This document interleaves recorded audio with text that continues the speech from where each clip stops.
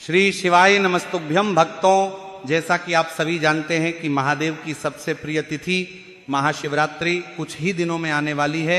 और आज हम जानेंगे कि इस दिन जो पार्थिव शिवलिंग का पूजन किया जाता है उसमें आपको कौन कौन सी सामग्रियां लगने वाली हैं, साथ ही पूजन आपको किस दिन और किस समय करना है, इस बारे में भी आज हम जानेंगे। तो देखिए भक्तों, प्रत्येक वर्ष जब भी महाशिवरात्रि पड़ती है तो इस दिन सभी भक्तों को अपने घर पार्थिव शिवलिंग बना करके उसका पूजन जरूर ही करना चाहिए। तो देखिए भक्तों, इस बार महाशिवरात्रि 15 फरवरी रविवार के दिन आने वाली है और इसी दिन आप सभी को पार्थिव शिवलिंग का पूजन करना है, जिसका लाभ आपको अपने घर पर बैठे बैठे मिल जाएगा। देखिए भक्तों, जिस तरह से सावन शिवरात्रि का पूजन किया जाता है उसी तरह से आपको शाम के समय प्रदोष काल में ही महाशिवरात्रि का यह पूजन करना है। तो भक्तों, आप सभी ये जो पूजन है इसे 15 फरवरी की शाम को सूर्यास्त के बाद ही करना है। अब भक्तों, हर साल की तरह इस पूजन के लिए सबसे पहले तो आपको बनाना होगा पार्थिव शिवलिंग, यानी कि मिट्टी का शिवलिंग, और इसी पार्थिव शिवलिंग का करना होगा आपको अच्छे से पूजन। देखिए भक्तों, अभी जो हमने सावन शिवरात्रि पर जो पूजन किया था इसमें हमसे बहुत अधिक गलतियां हुई थी। आधी से अधिक पूजन सामग्रियों की जानकारी हमें सही से नहीं मिल पाई थी। तो इसीलिए इस वीडियो में हम आपको एक एक सामग्री को अच्छे से बताएंगे, जिसे आपको अच्छे से नोट करते जाना है कि आपको कौन सी सामग्री कितनी मात्रा में लेनी है, यानी कि कमलगट्टे कितने लेने हैं, बेलपत्र कितने लेने हैं, और इसके अलावा सभी जो सामग्रियां हैं वो हमें कितनी संख्या में लेनी है। तो इन सभी सामग्रियों की जानकारी हम अच्छे से इस वीडियो के माध्यम से आपको देने वाले हैं। तो इन सामग्रियों को आपको अच्छे से कॉपी में नोट कर लेना है, लेकिन उससे पहले वीडियो को एक लाइक करें, चैनल को सब्सक्राइब करें और कमेंट बॉक्स में ओम नमः शिवाय या हर हर महादेव लिखना ना भूलें। महादेव के आशीर्वाद से आपके जीवन की हर परेशानियां, हर संकट समाप्त होंगे और आपकी सारी मनोकामनाएं परिपूर्ण होगी। तो चलिए भक्तों, एक एक करके समझते हैं कि हमें पूजन में कौन कौन सी सामग्रियां लगने वाली हैं। देखिए, सबसे पहले जो आपको सामग्री लेनी है वह लेनी है आपको गेहूं के दाने। अब देखिए, गेहूं के दाने आपको मात्र 21 ही लेना है, और गेहूं के दाने जो आप लेंगे वो कहीं से भी खंडित नहीं होना चाहिए। 21 गेहूं के दाने आपको साबुत बिना टूटे हुए लेना है। अब देखिए भक्तों, जो अगली सामग्री है वो आपको लेना है नारियल, जिसे हम श्रीफल के नाम से भी जानते हैं। तो आपको एक नारियल लेना है। अब भक्तों, अगली जो सामग्री है वो आपको लेनी है 5 कमल गट्टे। देखिए, कमल गट्टे जो हैं आपको किसी भी पूजन सामग्री की दुकान पर आसानी से प्राप्त हो जाएंगे। तो आपको मात्र 5 ही कमल गट्टे लेने होंगे। फिर अगली वस्तु जो है आपको लेना है आचमनी। देखिए, पूजन में आचमनी का विशेष महत्व होता है। तो आप या तो बाजार से आचमनी लेकर के आ सकते हैं या फिर आप इसके स्थान पर शुद्ध चम्मच भी ले सकते हैं, और इससे ही हमें आचमन करना है। अब भक्तों, अगली जो सामग्री है वह हमें लेना है पान का पत्ता। देखिए, आपको 3 पान के पत्ते लेना है। देखिए, आपको एक एक सामग्री अच्छे से बताई जा रही है कि कितनी लेनी है, तो आपको सभी सामग्री अच्छे से नोट करते जाना है। तो 3 पान के पत्ते हमें लेना है। देखिए, हमें ये जो पान के पत्ते हैं वो पूजन वाले लेकर आना है, ना कि खाने वाला। तो ये पान के पत्ते जिस दिन पूजन होगा उसी दिन आपको लेकर आना है, और ये पान के पत्ते आपको किसी भी फूल वाले के पास आसानी से मिल जाएंगे। फिर इसी के साथ अगली वस्तु हमें लेना है सुपारी। तो हमें पूजन वाली जो सुपारी आती है वो मात्र 5 की संख्या में लेनी है। फिर इसी के साथ हमें लेना है मेहंदी। देखिए, हमें एक जो मेहंदी है मार्केट से केमिकल के रूप में प्राप्त होती है। तो आपको खोजना है कि मेहंदी के आपको पत्ते लेना है। देखिए, मेहंदी के पत्ते जब भी हम महादेव को समर्पित करते हैं तो इससे हमारे घर में धन संपदा बढ़ती है। देखिए, मेहंदी के पत्ते के बारे में गुरुजी ने कुछ निश्चित संख्या नहीं बताई गई है। जितने भी आपको मिले उतने आपको ले लेना है। अब भक्तों, यदि आपको मेहंदी के पत्ते बहुत कोशिश के बाद भी नहीं मिल पाते हैं तो आप लास्ट में इस ट्यूब को, यानी कि मेहंदी की जो ट्यूब आती है उसे ले सकते हैं। इसलिए आपको ये सभी सामग्रियां इतने दिनों पहले बताई जा रही हैं ताकि आप इन्हें अच्छे से तैयार कर सको।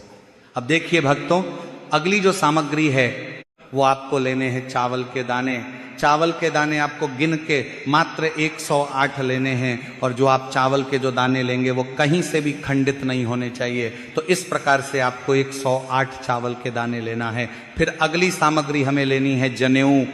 जब भी महादेव का पूजन किया जाता है तो जनेऊ की बहुत अधिक जरूरत होती है, तो हमें मात्र 2 जनेऊ लेना है।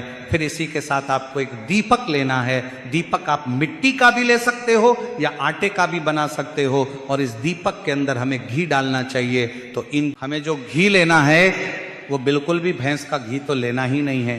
देखिए, आपके पास घी नहीं है तो आपको तेल का दीपक जला लेना है, पर आपको भैंस का घी नहीं लेना है। देखिए, अगर हम लेते हैं तो इससे हमें बहुत बड़ा दोष लगता है, तो हमें घी नहीं मिल पाता है। तो हमें तेल का दीपक ही जला लेना है, नहीं तो हमें गाय का घी कहीं से भी प्राप्त करना है और इसमें प्रयोग करना है।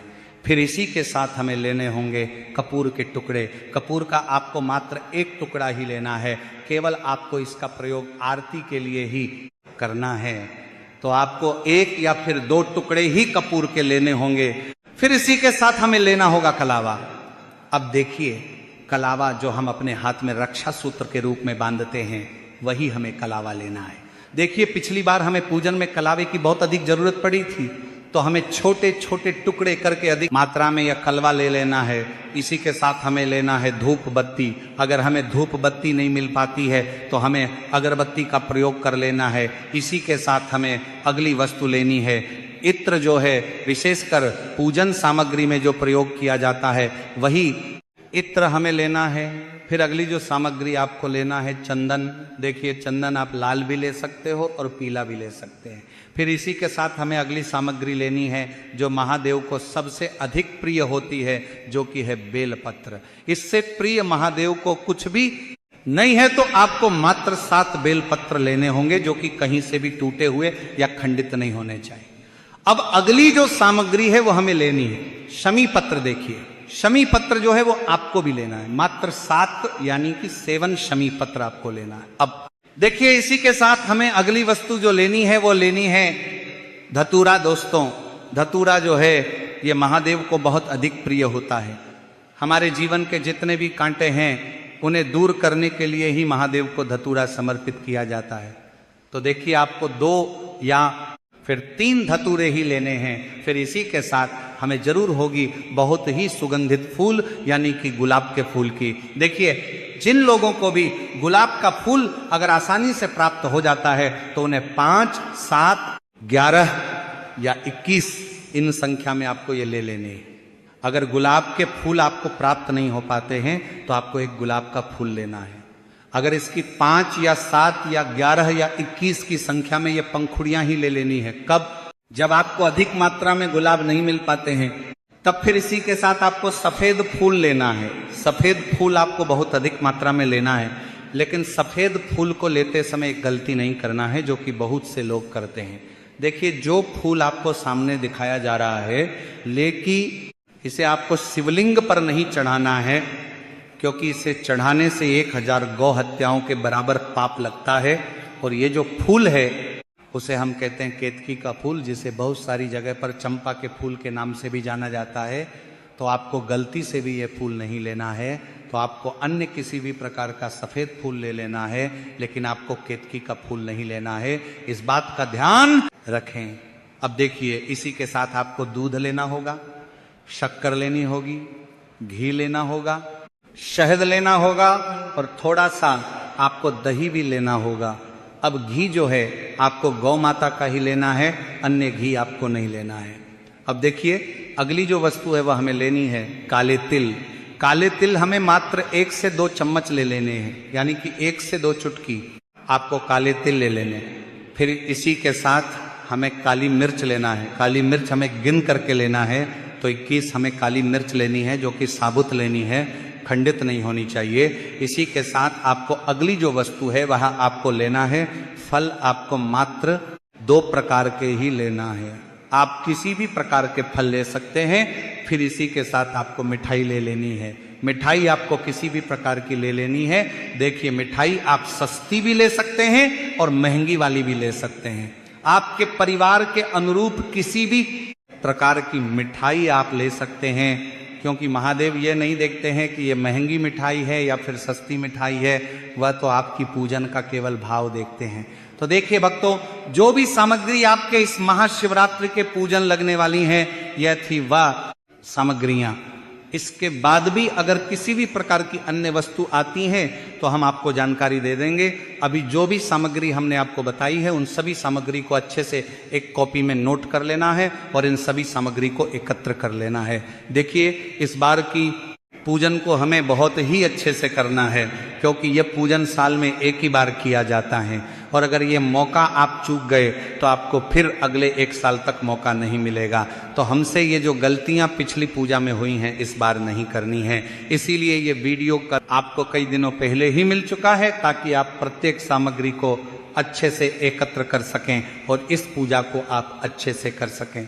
तो भक्तों, इस वीडियो को हमने आपको बहुत ही अच्छे से और सरल तरीके से समझाने का प्रयास किया है। यदि आपको वीडियो पसंद आई हो तो वीडियो को लाइक करें, और अगर आप चैनल पर नए हैं तो हमारे चैनल को सब्सक्राइब जरूर करें, ताकि आने वाली हर वीडियो आपको प्राप्त हो सके। धन्यवाद।